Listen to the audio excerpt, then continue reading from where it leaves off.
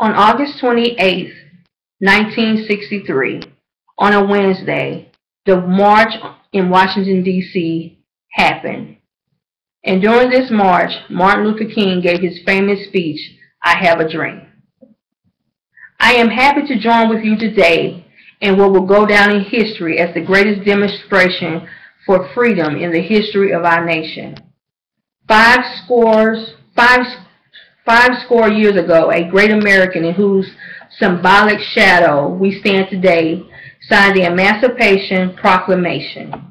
This momentous decree is a great beacon light of hope to millions of Negro slaves who have been seared in the flames of withering injustice.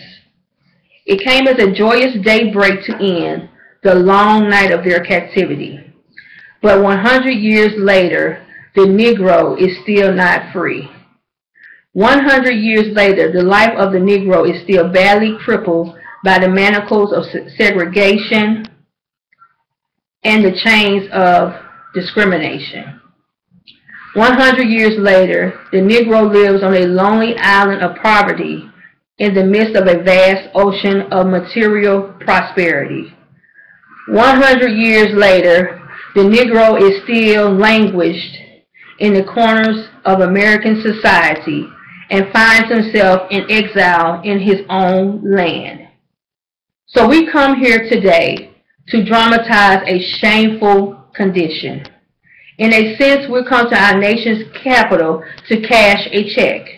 When the architects of our republic wrote the magnificent words of the Constitution and the Declaration of Independence, they were signing a promissory note to which every American was to fall heir. This note was a promise that all men, yes, black men as well as white men, will be guaranteed the unalienable rights of life, liberty, and the pursuit of happiness. It is obvious today that America has defaulted on this promissory note. Insofar as her citizens of color are concerned, instead of honoring this sacred obligation, Americans have given Negro people a bad check which has come back marked insufficient funds. But we refuse to believe that the Bank of Justice is bankrupt.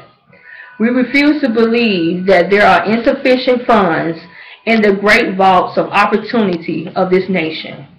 So we've come to cash this check, a check that will give us upon demand the riches of freedom and the security of justice. We have also come to this hollow spot to remind America of the fierce urgency of now. This is no time to engage in luxury of cooling off or to take tranquilizing drugs of gradualism.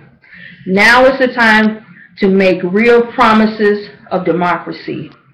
Now is the time to rise from the dark and desolate valley of segregation to the unlit path of racial justice. Now is the time to lift our nation from the quicksands of racial injustice to the solid rock of brotherhood. Now is the time to make justice a reality for all God's children. It will be fatal for the nation to overlook the urgency of this moment. This sweltering summer of the Negro's legitimate discontent will not pass until there is an invigorating autumn of freedom and equality. 1963 is not an end, but a beginning. Those who hope that the Negro needs to blow off steam will now be content, will have a rude awakening if the nation returns to business as usual. There will be neither rest nor tranquility in America until the Negro is granted his citizenship rights. The whirlwinds of revolt will continue to shake the foundations of our nation until the bright days of justice emerge. And this is something that I must say to my people who stand on the worn threshold which leads into the palace of justice. In the process of gaining our rightful place, we must not seek guilty or wrongful deeds. Let us not seek to satisfy our thirst for freedom by drinking from the cup of bitterness and hatred. We must forever conduct our struggle on a high plane of dignity and discipline. We must not allow our creative protest to degenerate into physical violence. Again and again, we must rise to the majestic heights of meeting physical force with soul force. The marvelous new malignancy which has engulfed the Negro community must not lead us to distrust all white people, for many of our white brothers, as evidenced by their presence here today, have come to realize that their destiny is tied up with our destiny. They have come to realize that their freedom is bound for our freedom. We cannot walk alone, and as we walk, we must make the pledge that we shall always march ahead. We cannot turn back. There are those who are asking the devotees of civil rights, when will you be satisfied? We can never be satisfied as long as the Negro is a victim of the unspeakable horrors of police brutality.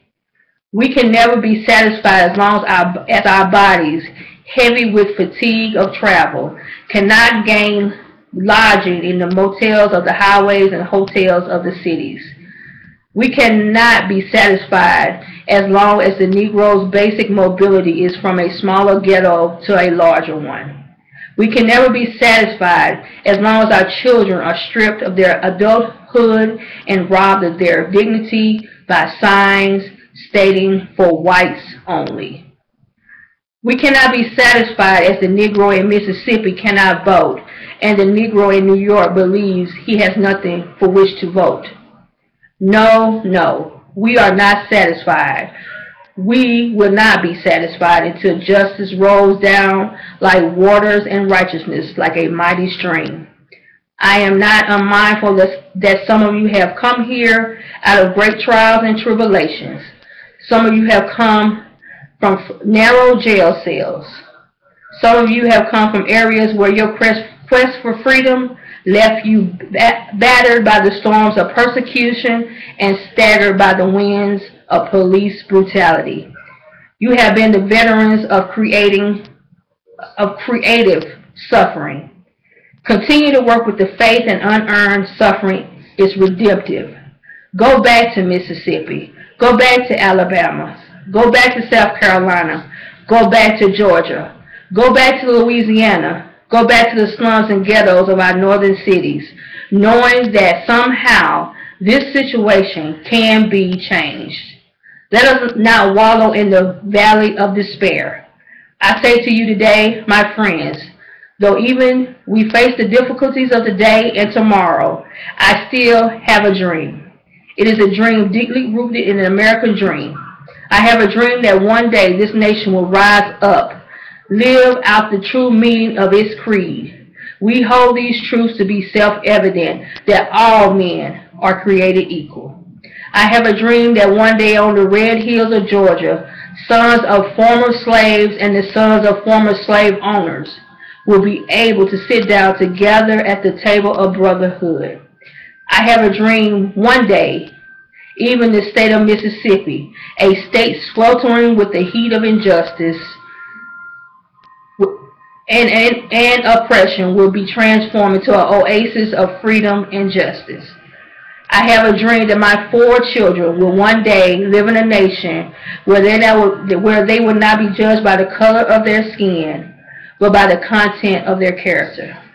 I have a dream. I have a dream that one day in Alabama, with this vicious racist, with this governor having his lips dripping with the words of interposition and nullification, one day, right there in Alabama, little black boys and black girls will be able to join hands with little white boys and white girls as sisters and brothers. I have a dream today. I have a dream that one day every valley shall be exalted, every hill and mountain shall be low.